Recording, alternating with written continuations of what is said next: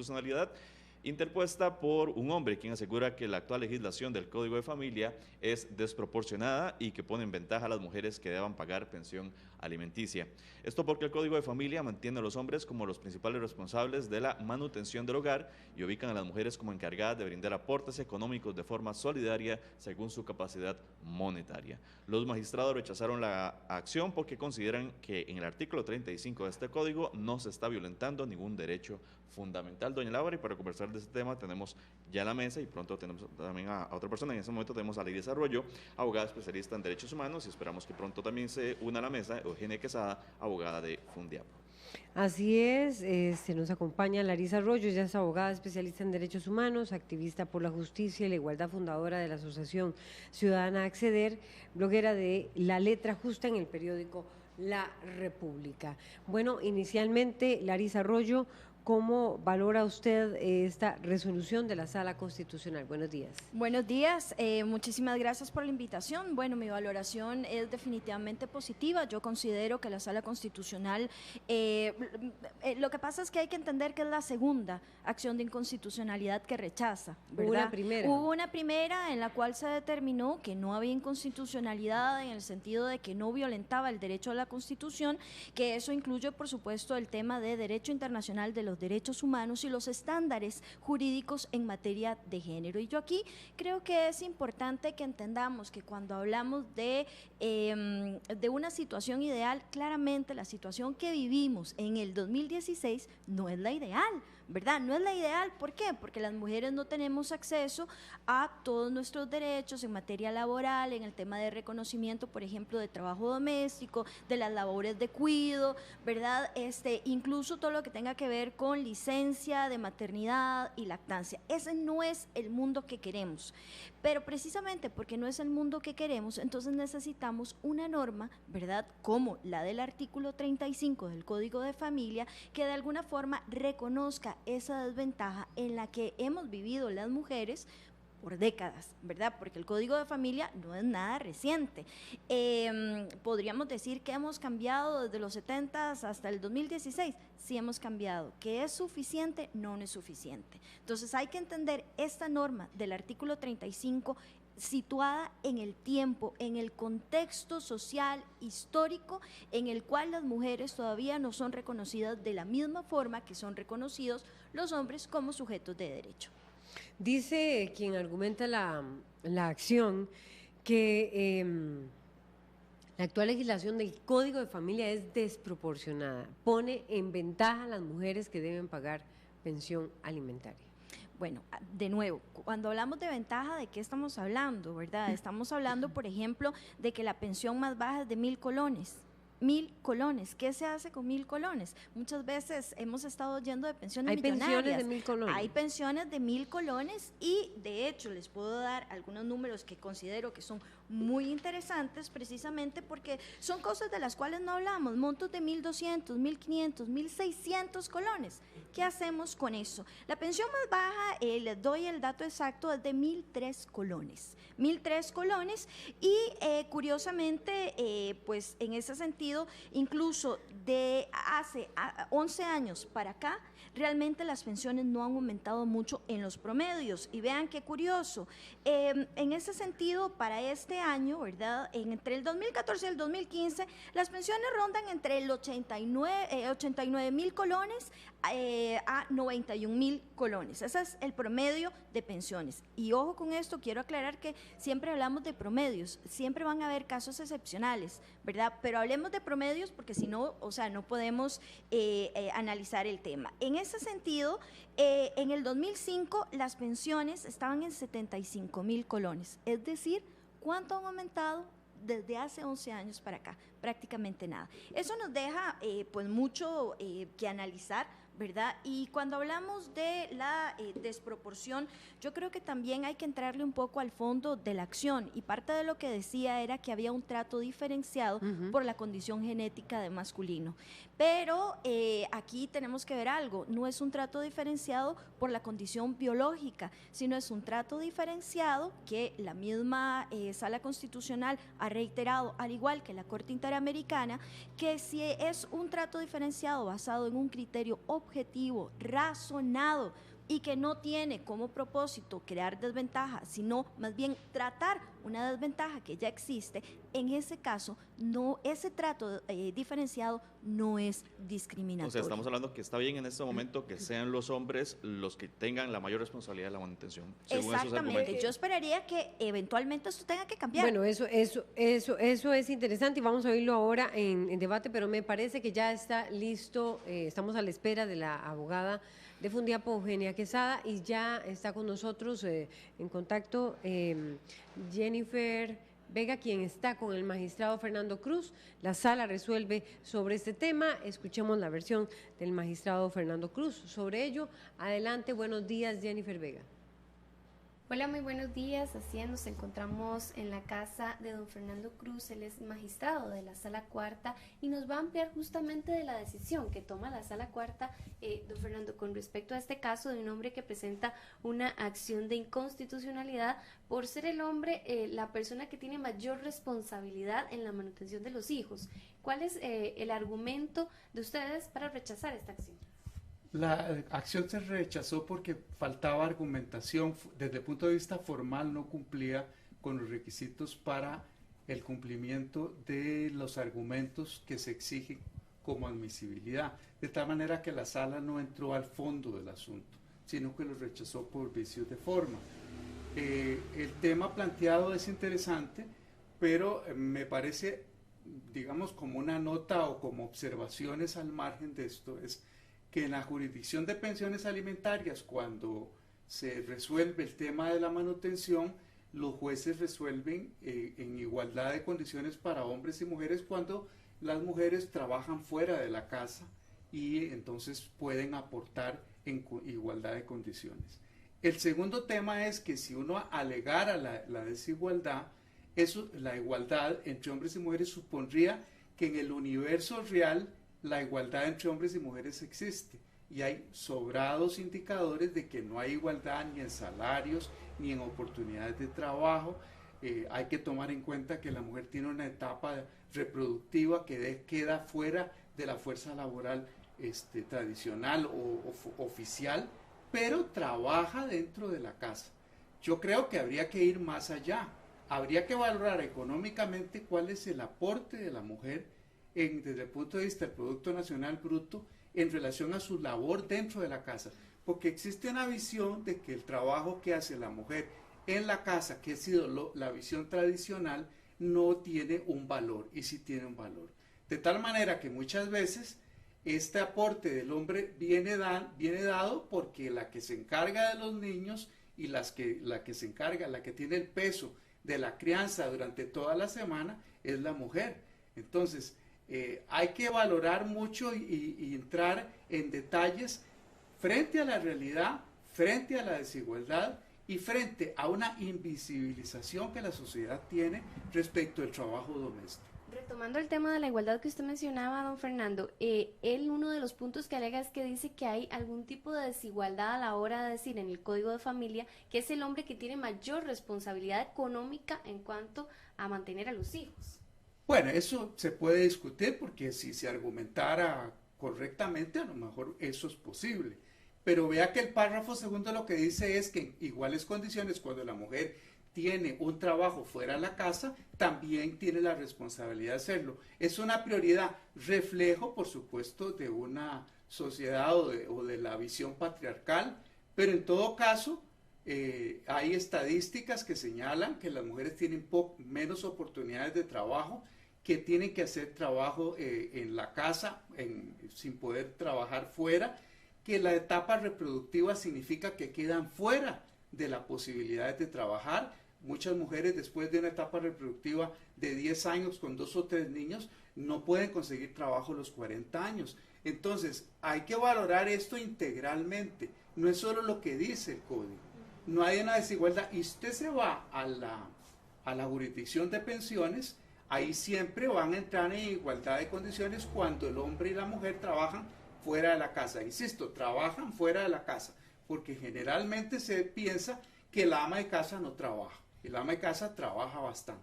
Cada caso sería muy específico, entonces, don Fernando. Por ejemplo, ustedes podrían retomar, analizar si se corrigieran los argumentos que pues no pudieron ustedes analizar, ¿no? Sí, sí podría perfectamente bajo otras condiciones, pero entonces el análisis habría que ir a la realidad. ¿Cuál es la realidad? ¿Existe igualdad entre hombres y mujeres? Creo que no. ¿Existe igualdad en los salarios? Creo que tampoco. ¿Existe igualdad en la oportunidad de trabajo? Tampoco. Entonces, el artículo, si uno lo analiza aisladamente, parece una desigualdad y podrían haber argumentos que lo demuestren. Pero la realidad demuestra otra cosa. Aún con los avances, las diferencias entre hombres y mujeres siguen siendo que hay un sesgo muy fuerte a favor de los varones en esas oportunidades que yo he señalado. Bien, muchísimas gracias por su participación en RTN Revista, Fernando. Con mucho gusto. Eran las palabras de don Fernando Cruz, magistrado de la Sala Cuarta. Compañeros, vuelvo con ustedes al estudio donde justamente tienen este tema en discusión.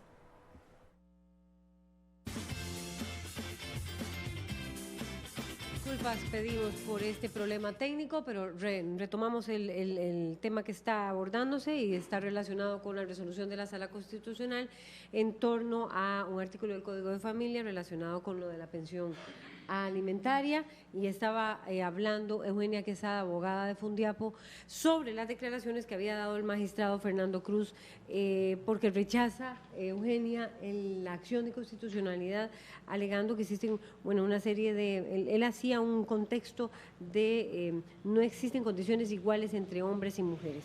¿Cómo lo recibe Fundiapo esta segunda acción de constitucionalidad? Buenos días. Buenos días, gracias por la oportunidad de referirnos a este importante tema. Realmente la sala rechaza de plano la acción de inconstitucionalidad, por lo que hace un análisis muy somero. O sea, realmente las manifestaciones del magistrado nos dejan muchas dudas porque se refiere en forma muy general a un tema que ha venido evolucionando mucho, en lo que todos sabemos muy bien que la normativa a favor de la mujer ha venido beneficiándola. Entonces, nos sorprende eso tremendamente, y respecto a las cuestiones de fondo que él indica, discrepo completamente, porque él dice que las mujeres y los hombres no estamos en un plano de igualdad. Eso es totalmente falso, porque en estos días más bien se promueve mucho la inserción laboral de la mujer. Vea que en juntas directivas, en asambleas, es por ley que tiene que estar un 50% ahora de hombres y mujeres. Ahora tenemos redes de cuidado. A la mujer se le da ese beneficio de maternidad, o sea, mientras que ella está por dar a luz y los meses posteriores, la ley le garantiza su ingreso. Pero lo que más me llama la atención es que él habla de una brecha salarial. Cuando yo tengo en mis manos una misiva, una carta de la señora ministra de la Condición de la Mujer, en la que nos dice que no existe esa brecha salarial, que lo que existe es una brecha por trabajo propio, de ejecución propia, sin ser realmente un salario. Y eso lo comprobamos muy fácilmente. Si nosotros vamos al servicio civil, tenemos carta del director del servicio civil donde nos dicen que no existe la mínima posibilidad de que exista una diferencia de salario entre hombre y mujer. Y a mí me sorprende con la agilidad, con el presupuesto que tiene el INAMU, cómo no ha acusado, si eso es inconstitucional, esa diferencia salarial. ¿Cuáles de esas empresas nacionales son las que tienen esa brecha salarial? Pues prácticamente o ninguna realmente, y lo confirma esta carta de la ministra. Oportunidades de trabajo ahora hay miles para hombres y mujeres. Es más, el hombre en este momento está en desventaja porque el INAMU ha hecho una excelente labor en cuanto a la microempresaria, a esta emprendeduría, empoderar a la mujer, les da talleres, una labor excelente, cosa que el hombre no está teniendo. Entonces, más bien el hombre está en desventaja y con un agravante muy peligroso, que es que los que tienen pensión alimentaria tienen la amenaza de ser apremiados y de ir a la cárcel y perder esa fuente de trabajo. Cuando se alegaba que es desproporcionada, ¿cuál es el argumento ahí? Eugenia, presidenta de Fundiapo. ¿Es Eugenia desproporcionada qué, Quesada. perdón? Cuando ustedes alegaban en la acción que era desproporcionada, vamos a ver, la actual legislación del Código de Familia es desproporcionada y pone en ventaja a las mujeres. Bueno, Que en el nosotros tema no, de pagar la pensión no fuimos alimentaria. los que interpusimos la acción. acción. No, pero realmente es desproporcionada en todo sentido. Nosotros que atendemos Y sobre todo en el tema de los hombres como principales responsables de la manutención del hogar. Ujú, ok. El problema ahora es un asunto salarial. El hombre no puede ser el obligado alimentario principal por una cuestión de equidad. Vemos constantemente que al hombre ya se le involucró en los quehaceres de la casa. Ellos tienen realmente un compromiso a lo interno de su hogar. Igual ya la mujer no es la que cocina, la que lava, la que plancha. No, o sea, vemos el día a día donde los hombres van a dejar a las escuelas a los niños, donde ya los hombres saben cocinar, saben lavar, saben planchar. Entonces, más bien estamos haciendo una doble carga al varón, porque le estamos poniendo la imposición de la manutención de forma principal y además la fuerte campaña del INAMU en la que los involucran en todos los quehaceres, pero conste, este artículo se refiere únicamente al marido, ¿verdad? Estamos hablando en una relación de esposos porque la manutención de los hijos a la luz del artículo 155 le correspondería únicamente a la mujer. Vean qué peligroso y nadie ha querido involucrarse en ese tema porque dice el artículo 155 del Código de Familia que la mujer tiene la patria potestad de los hijos habidos fuera del matrimonio. Patria potestad, para aquellos que desconozcan el concepto, son los derechos y deberes hacia los hijos, de modo tal que en hijos habidos fuera del matrimonio, el hombre no tendría ni derechos, pero tampoco deberes, y sería la mujer la única obligada a la manutención de estos menores. Larisa Arroyo, abogada especialista en derechos humanos. Sí, bueno, recordar que definitivamente la normativa no está protegiendo de manera desproporcionada a las mujeres, sino como lo comentábamos anteriormente, está reconociendo una estructura en una sociedad que es machista, que es patriarcal, en donde el mundo se ha moldeado alrededor de la imagen de lo masculino como algo superior, positivo, y lo femenino como algo inferior, negativo. Y esto, pensemos por ejemplo lo que sucede en los estadios, ¿verdad? Cómo insultamos bueno, yo no, siempre digo esto, pero yo no insulto, de hecho ni siquiera voy a los partidos de fútbol, pero ¿cómo se hacen esos insultos si no es en femenino? En ese sentido, yo creo que es importante recordar que precisamente este tipo de normativa, como la del artículo 35 del Código Familia, no pretende darle una ventaja a las mujeres, no pretende beneficiar a las mujeres, sino pretende precisamente atender una problemática que se ha venido arrastrando de manera histórica y que por lo tanto es una normativa que beneficia a la familia, a la sociedad en general. Otra cosa que es importante, ahora que escuchaba de redes de cuidado, esto es algo súper pendiente que no hemos terminado de atender. Es decir, si bien es cierto, los hombres están involucrándose ahora en las tareas domésticas y de crianza y de cuidado de los niños y las niñas y otras personas, vemos, por ejemplo, que los números hablan. Las mujeres trabajan 37 horas y 8 minutos. Y los hombres 15 horas y 9 minutos. Es decir, sigue habiendo una desproporción. Yo insisto, el mundo ideal es que los hombres eso incluyendo asuman la labor del hogar. Exacto, esos son las labores del hogar. Entonces, cuando vemos que las mujeres tienen que trabajar esas horas más lo que puedan trabajar afuera, estamos hablando de doble y triple jornada. Ahora, algo que es importante, y ahora que estamos cerca del Poder Judicial aquí y muy cerquita, pensemos, y lo pueden preguntar al Poder Judicial, ¿cuántas son las mujeres en la base? ¿Verdad? ¿Cuántas son juezas de base? Y conforme vamos subiendo en esa pirámide de jerarquía, se va, ¿verdad?, invirtiendo y se van asumiendo más hombres en esa cúspide. Eso es para poner un ejemplo. Vemos también Incluso cuando entramos a lugares como la Asamblea Legislativa, ¿verdad? Hay más instituciones beneméritas que mujeres beneméritas. ¿Qué nos dice eso? Entonces, en realidad tendría como muchos ejemplos que en este momento no tenemos tiempo para poder extenderme, pero es muy, muy importante entender que cuando estamos hablando de este problema, digamos, de desigualdad, tenemos que entender que estamos en una sociedad que estructuralmente está moldeada alrededor de lo masculino y es una violación sistemática al acceso a los derechos de las mujeres. ¿Qué es lo que dice el artículo 35 del Código de Familia, específicamente?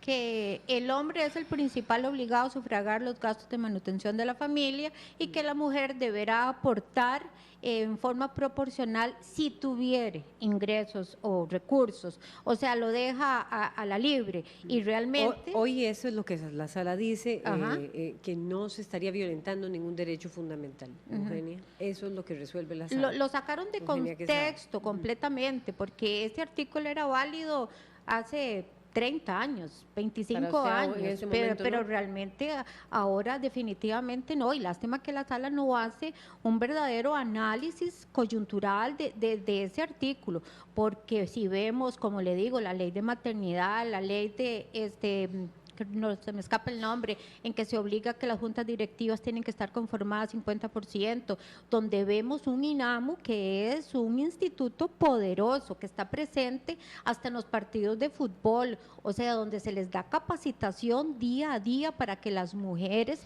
trabajen, pero vea qué curioso, es que nadie se ha preguntado si verdaderamente algunas mujeres no quieren trabajar, porque cuando vemos procesos de pensión alimentaria, resulta que ninguna quiere trabajar. Entonces es donde uno dice, claro, el artículo este es el que viene a apoyar esa obligación, porque eso se refleja igualmente en el 174 del Código de Familia, que establece el estilo de vida. Entonces el hombre, siendo el principal obligado, viene también a marcar el estilo de vida. Ahí es donde vemos las pensiones millonarias y no podemos perder de vista que la mayoría de nuestros hombres tienen salarios que oscilan de 200 a 250,000 colones. Entonces, bajo ese presupuesto familiar, esta familia se separa, se divorcia, estamos hablando de que el hombre va a tener que vivir con aproximadamente 100,000 colones. Nadie puede vivir con eso. El tema de fondo aquí es, ¿estamos actualmente, 2016, en una situación de igualdad entre hombres y mujeres o estamos caminando hacia eso? Yo creo que ese es el tema de interpretación. O sea, estamos caminando, y si en este momento se puede considerar entonces que hay que partir las aguas 50-50, tomando en cuenta que tal vez estamos o no estamos precisamente en esa situación de igualdad. Y esa es que es la interpretación que hace la sala, que comparte también Larisa Arroyo, y bueno, que usted dice que no es así, sino que estamos en una situación de igualdad. ¿Estamos en una situación de igualdad, doña Eugenia, o estamos caminando a ello? Y tomando en cuenta cualquiera de esos dos escenarios, ¿tenemos que considerar que la decisión de la sala no fue la correcta o sí lo fue? Sí, por supuesto que ya hemos caminado bastante y estamos en una situación de igualdad. Yo lo que quisiera saber es en dónde radica esa desigualdad, porque como le digo, brecha salarial no hay, y así lo dice la ministra de la Condición de la Mujer. Oportunidades laborales hay muchas. La capacitación de la mujer, quien se quiera capacitar, la mujer que se quiera capacitar lo puede hacer y puede insertarse en el mercado laboral. Así es que no hay una diferencia en este momento. Larisa Arroyo. Sí, bueno, a mí me encantaría que ese mundo que nos están describiendo fuera real y yo creo que efectivamente es a lo que tenemos que apuntar. No obstante, en estos momentos, y insisto, el trabajo doméstico sigue recayendo en las mujeres con el agravante de que no es reconocido desde su valor económico, porque no es remunerado, ¿verdad? Y el mismo magistrado lo decía, bueno, un ama de casa trabaja un montón. Es más, muchas veces trabajará más horas de lo que puede trabajar tal vez su marido, que tiene un trabajo remunerado. No obstante, como eso no se reconoce en valor monetario, porque si una tuviera que contratar a alguien para hacer todas las tareas que hace un ama de casa, yo creo que prácticamente nadie lo podría pagar, porque es realmente las labores domésticas y de cuidado son realmente casi que desgastantes, ¿verdad? Y me llama mucho la atención que haga mención al tema de los partidos, ¿verdad? De tener influencia en los partidos, cuando fue precisamente Fundiap Copiapo, que envió una carta y a través de la cual, yo no sé si se recuerdan del tercer marcador, porque aquí cuando hablamos de un tema estructural tenemos que hablar de precisamente desventajas en cuanto a poder de las mujeres y hablar de violencia a través de femicidios que muchas veces, por cierto, en ciertos programas se justifican por el tema de pensiones, ¿verdad? Y eso es muy grave. Cuando vemos la situación actual tenemos que verla de esta forma. Si tenemos dos bolas y una bola la tiramos en esta superficie plana y la otra la tiramos en una superficie que es inclinada, ¿cuál bola va a llegar primero? Claramente la que está inclinada. Entonces, eso es lo que tenemos que ver. En este momento la sociedad sigue teniendo una desigualdad en cuanto al género entre hombres y mujeres. No debe ser así y tenemos que erradicarlo. Algo que es muy importante y que yo creo que para entrar precisamente al análisis que hace la sala, que ciertamente lo rechaza de plano, pero lo rechaza de plano porque ya había una anterior y ya había establecido también argumentación sobre esto, ¿verdad? Y en este momento la rechaza de plano porque dice que quien la interpone no explica bien dónde está la inconstitucionalidad. Eugenia Quesada, abogada de Fundiapo. Bueno, no, o sea, la colega hace una serie de menciones que no encuentro la relación, pero el asunto de los partidos, yo lo que quise decir es que el INAMO es una institución que está presente en todo lado, que realmente ha llegado a las comunidades más recónditas de este país. En eso es una labor que ha hecho excelente, pero precisamente por la excelencia que ha hecho en la labor de empoderamiento de la mujer, es que no podemos ahora hablar de que la mujer aquí está en desventaja de qué, cuál es el obstáculo que tiene la mujer para estar en una situación de igualdad para acceder a un trabajo. Los niños, no, perdón, pero los niños tienen redes de cuidado, tienen una cantidad de recursos para que la mujer salga a trabajar. ¿Cuál es lo otro? La brecha salarial tampoco. Entonces yo quisiera que fueran como más puntuales, que nos dijeran cuál es, en dónde se ubica esa desventaja que hay entre hombres y mujeres, porque si lo hacemos un análisis objetivo, no existe esa diferencia.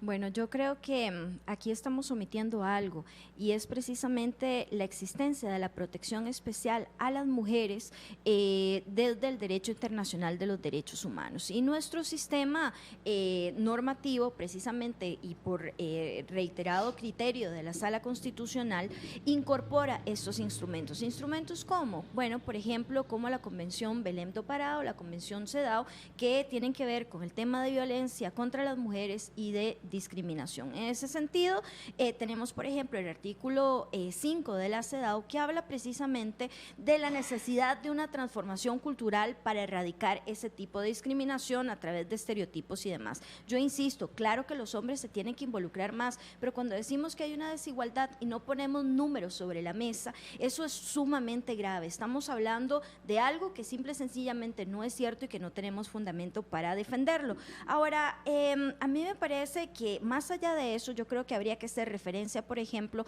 a los estándares jurídicos, particularmente de la Corte Interamericana, porque aquí estamos hablando de derecho, no estamos hablando meramente de opiniones. Y, por ejemplo, en la opinión consultiva que le hace Costa Rica en el año 84 a la Corte Interamericana, precisamente habla sobre el tema del trato discriminatorio. Lo decía anteriormente y lo voy a reiterar ahora. El trato diferenciado no es discriminatorio si está sustentado de una manera objetiva y razonada. Y esta opinión consultiva, yo no sé si la recuerdan, tiene que ver con el tema de nacionalidad. Recuerdan que un nacional costarricense le podía dar la nacionalidad a la mujer, pero no viceversa. Y eso es un caso que sí, efectivamente, existía un trato discriminatorio. Eugenia Quesada. Bueno, es como un poco paradójico torcer tanto el asunto de la igualdad para llegar a hacer parámetros con respecto a la violencia doméstica. No tiene nada que ver, pero bueno, la cuestión es que el artículo 33 de la Constitución Política sí establece el principio de igualdad, todos somos iguales ante la ley y esto no es un absoluto de que todos vamos a ser tratados iguales, sino iguales como iguales y desiguales como desiguales. Entonces ahí es donde viene el fondo de esta norma. En su momento, histórico, esta norma sí era constitucional porque la mujer tenía una seria desventaja en cuanto a acceso a educación y a trabajo, pero ya bajo esta coyuntura eso no se justifica, ya ahí es donde radica precisamente la inconstitucionalidad de esta norma. Bueno, hasta aquí llegamos porque tenemos otro tema calentando aquí, haciendo fila, que es el de Colombia. Le agradecemos muchísimo a Larisa Arroyo, abogada especialista en Derechos Humanos, a Eugenia Quesada, abogada de Fundiapo, y pasamos con el otro tema, las dejamos un minutito, que es el tema de Colombia. Así es, porque les agradecemos justamente- muchísimo la participación a ambas, igual al Muchísimas magistrado Fernando Cruz. Tenemos